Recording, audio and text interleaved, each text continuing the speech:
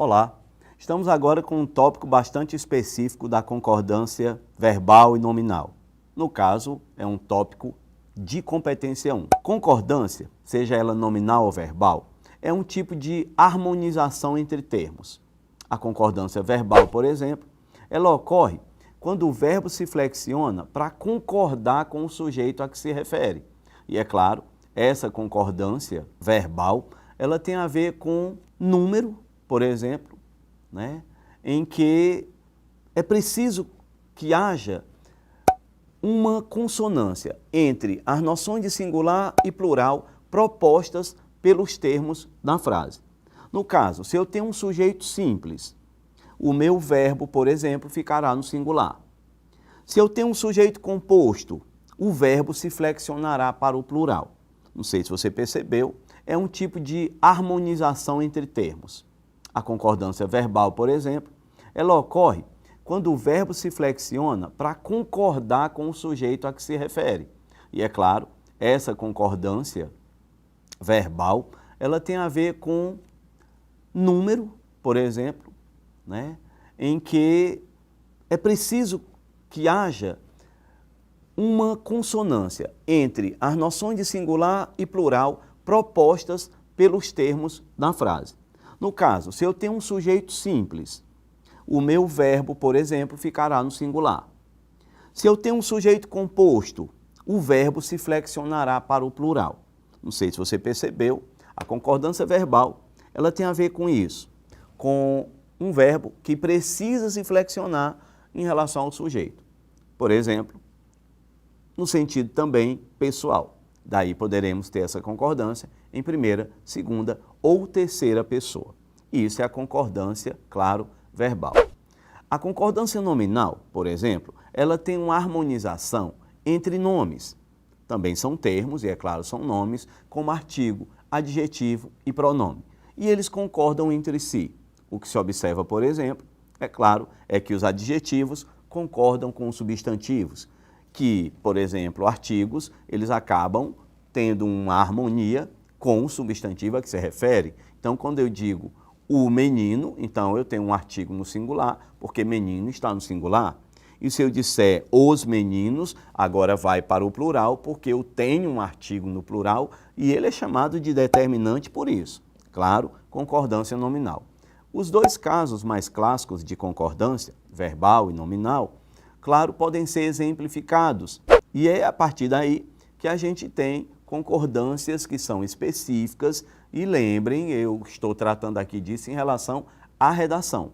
Por quê? Porque em termos de provas objetivas, você tem concordâncias que têm casos especiais e que você não necessariamente precisa usar isso em redação. Então, veja, normalmente o que a gente tem, no caso da concordância verbal, você tem um sujeito e que se estabelece a partir de um coletivo. Por exemplo, a alcateia fugiu.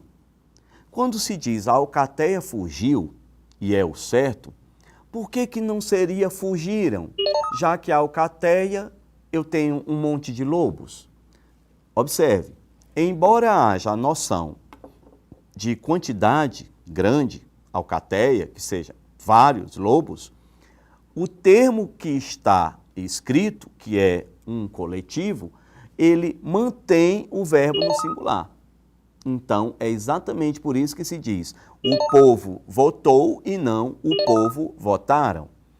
Por conta disso, a gente acaba compreendendo que o termo estando no singular mantém a concordância do verbo, por exemplo, no singular. Se esses termos estão no plural, o verbo passa a concordar consonantemente com isso.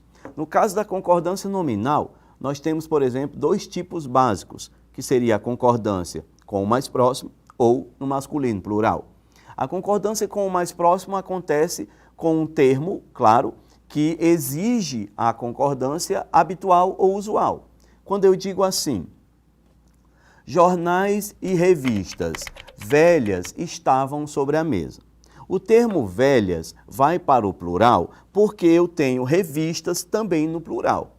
Então, nesse caso, eu fiz uma concordância com o termo mais próximo, velhas, concordando com revistas. Mas se eu disser revistas e jornais velhos estavam sobre a mesa. Agora, o adjetivo velhos, ele está no masculino e no plural, e ele engloba os dois elementos nominais da frase, revistas e jornais. Observe o seguinte, quando a concordância é com o mais próximo, aquele termo fica imediatamente determinado.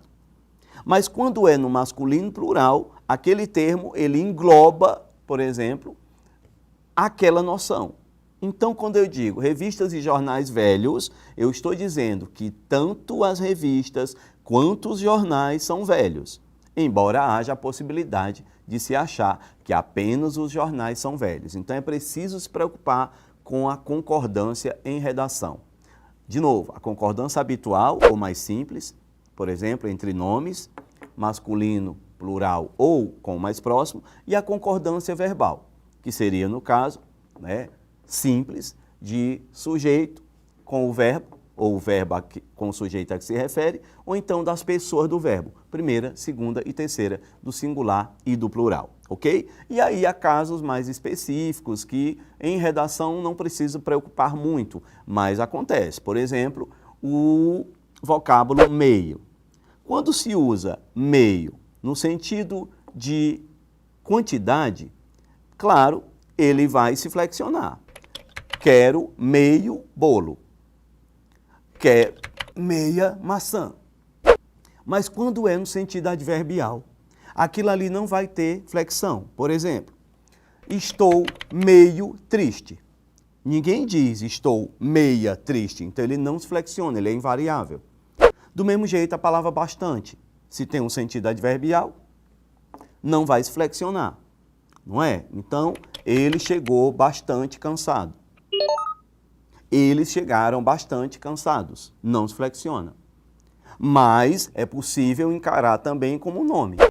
Então, os adjetivos foram bastantes para ironizar aquela pessoa. Então, quer dizer, os adjetivos bastaram, então é possível flexionar também. Então, o tempo todo, atentos à gramática. Concordância nominal, concordância verbal e até esses casos específicos devem, de alguma maneira, fazer parte da sua preocupação a partir de agora para tirar uma nota boa no Exame Nacional do Ensino Médio.